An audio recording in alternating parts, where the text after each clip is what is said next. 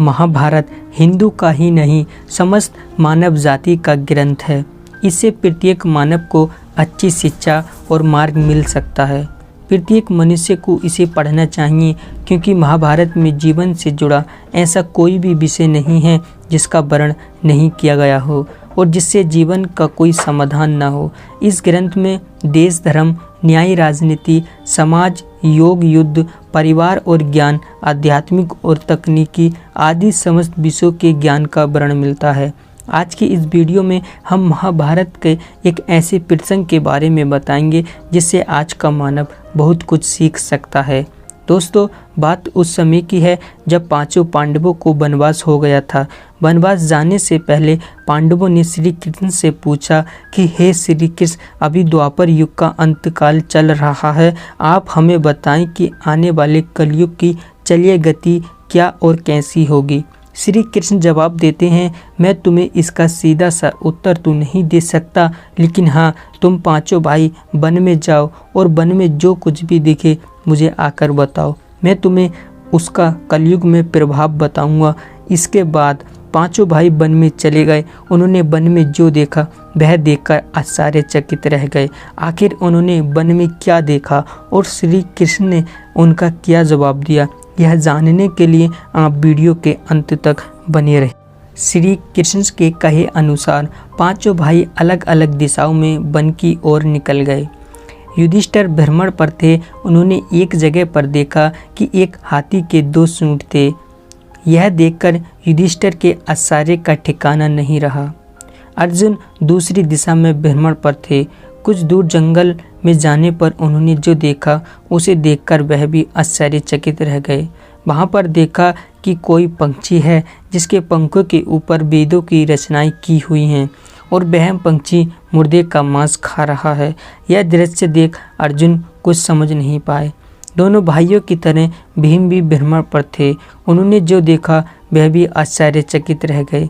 उन्होंने देखा कि गाय ने एक बछड़े को जन्म दिया, लेकिन जन्म के बाद में गाय बछड़े को इतना चाट रही है कि उसका बछड़ा लहूलुहान हो गया। सहदेव भी भ्रमण पर थे तो उन्होंने चौथा आश्चर्य देखा। उन्होंने देखा कि 6 से 7 कुएं हैं जिसमें पानी है और बीच का एक कुआं खाली है। बीच का कुआं काफ़ी गहरा होते हुए भी उसमें पानी नहीं है। घोर आश्चर्य हुआ, ऐसे कैसे हो सकता है।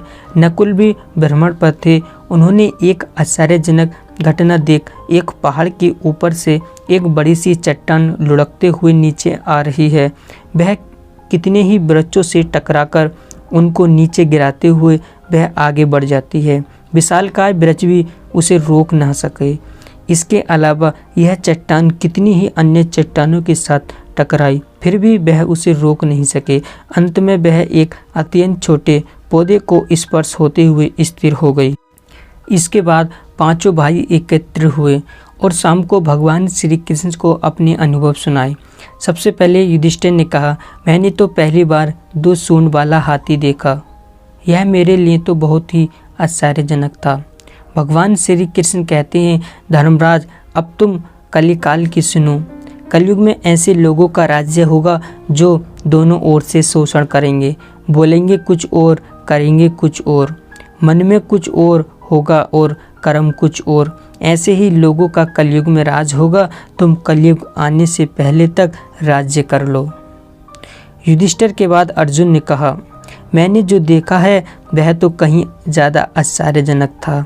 मैंने देखा कि एक पंछी के पंखों पर वेदों की रचनाएं लिखी हुई हैं, पर वह पंछी मुर्दे का मांस खा रहा है। श्री कृष्ण कहते हैं, कलयुग में ऐसे लोग रहेंगे जो बड़े ज्ञानी कहलाएंगे, विज्ञान की चर्चा करेंगे, लेकिन उनके आचरण राक्षसी होंगे। वह बड़े पंडित और विद्वान कहलाएंगे, किंतु यह देखते रहेंगे कि कौन सा मनुष्य कब मरे और हमारे नाम से संपत्ति कर जाए। हे अर्जुन, संस्था के व्यक्ति विचार करेंगे कौन सा मनुष्य मरे और संस्था हमारे नाम पर हो जाए। हर जाति धर्म पर प्रमुख पदों पर बैठे विचार करेंगे कि कब किसका श्राद्ध हो और कौन कब किस पद से हटे। कितने ही बड़े लोग हों परंतु उनकी दृष्टि धन और पद के ऊपर ही रहेगी।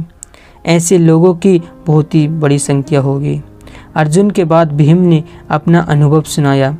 भीम ने कहा कि गाय अपने बछड़े को इतना चाटती है कि बछड़ा लहूलुहान हो जाता है। श्री कृष्ण कहते हैं, कलयुग में मनुष्य शिशुपाल हो जाएगा। कलयुग में माँओं की बच्चों के लिए ममता इतनी बढ़ जाएगी, उन्हें अपने विकास का अवसर ही नहीं मिलेगा। मोह माया में मैं ही घर बर्बाद हो जाएगा। किसी का बेटा घर छोड़कर साधु बनेगा तो हजारों व्यक्ति दर्शन करेंगे। यदि अपने बेटे ने साधु बनना चाहा तो रोएंगे कि मेरे बेटे का क्या होगा। इतनी ज़्यादा ममता होगी कि उसे मोह माया और परिवार में ही बांध कर रखेंगे। उसका जीवन वहीं ख़त्म हो जाएगा। वास्तव में लड़के तुम्हारे नहीं हैं, वह तो बहुओं की अमानत हैं और लड़कियां जमाइयों की अमानत है, और तुम्हारा यह शरीर मृत्यु की अमानत है। तुम्हारी आत्मा परमात्मा की अमानत है।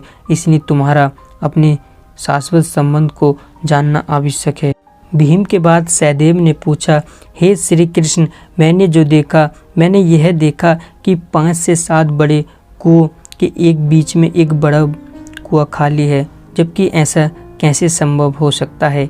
भगवान श्री कृष्ण ने जवाब में कहा, कलयुग में लड़की के विवाह में, मकान के उत्सव में, छोटे बड़े उत्सवों में तो लाखों रुपए खर्च कर देंगे, परंतु पड़ोस में ही यदि भूखा प्यासा मर रहा होगा तो यह नहीं देखेंगे कि उसका पेट भरा है कि नहीं।